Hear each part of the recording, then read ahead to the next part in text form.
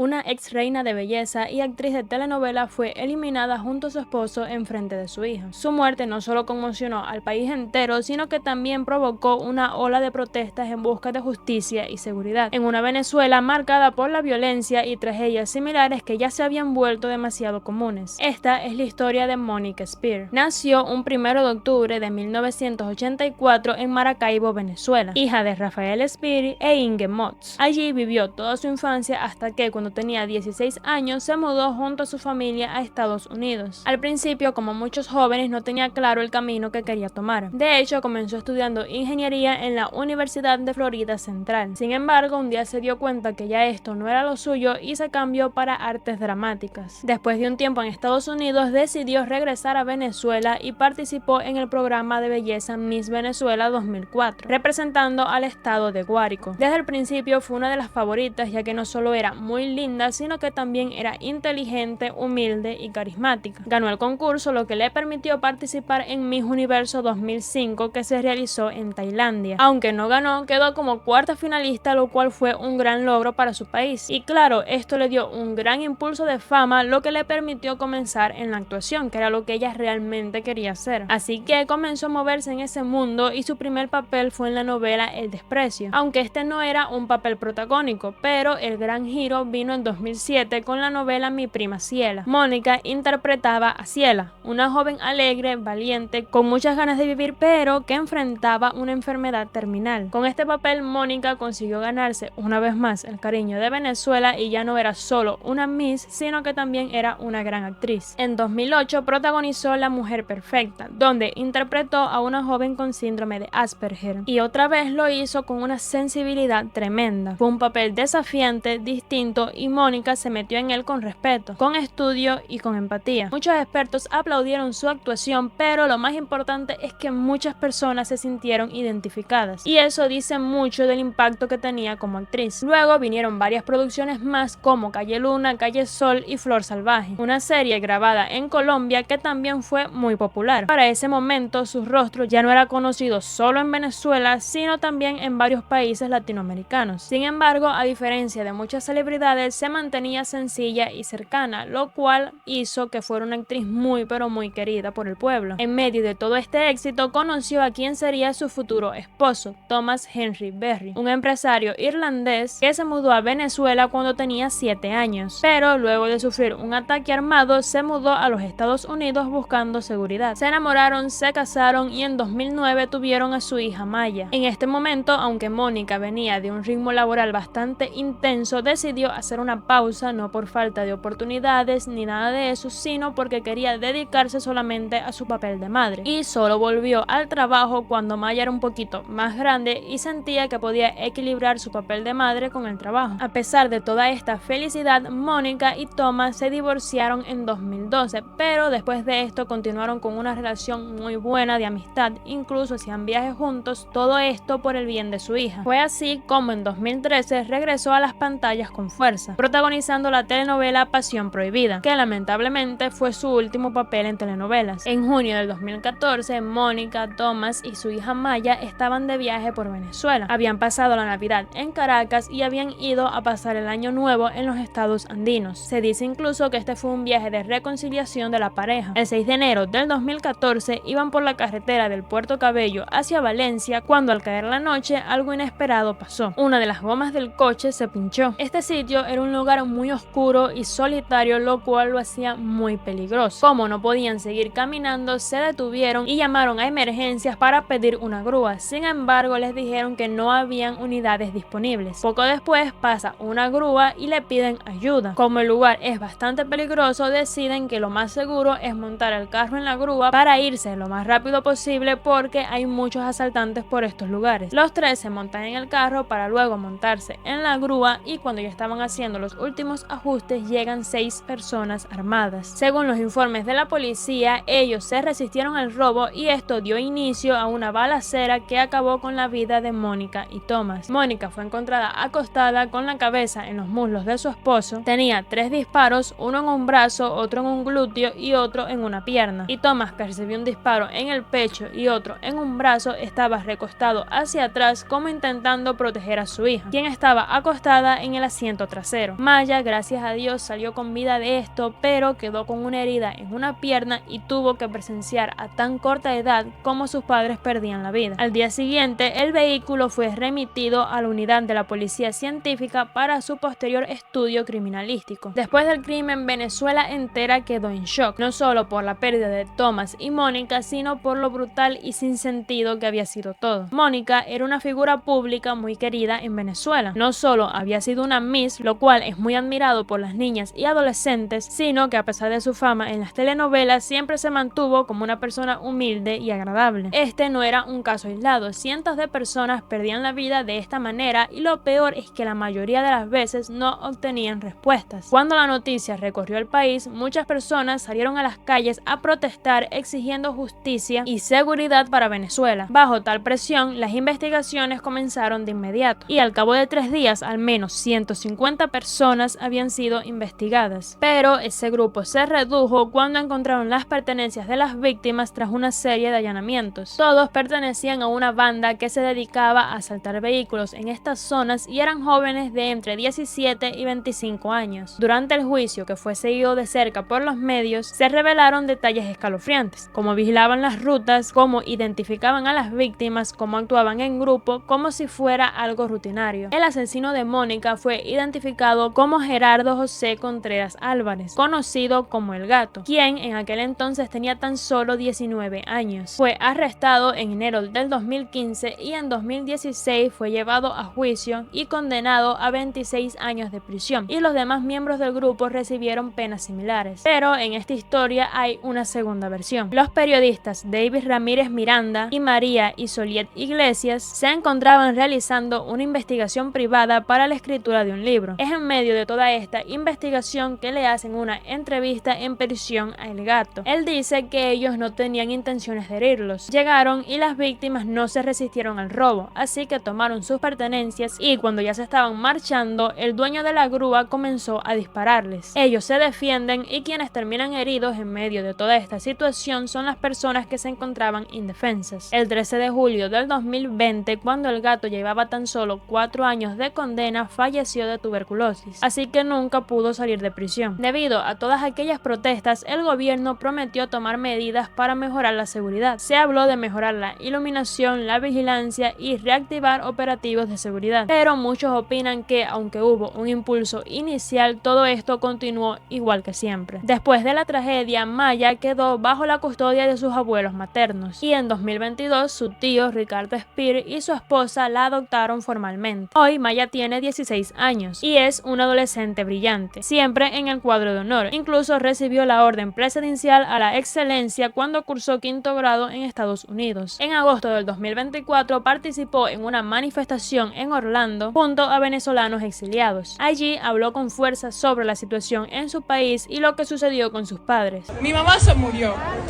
por las acciones de un gobierno traicionero. Hoy, mi papá hubiera cumplido 50 años, pero yo estoy feliz porque él sabe que estamos luchando por su justicia.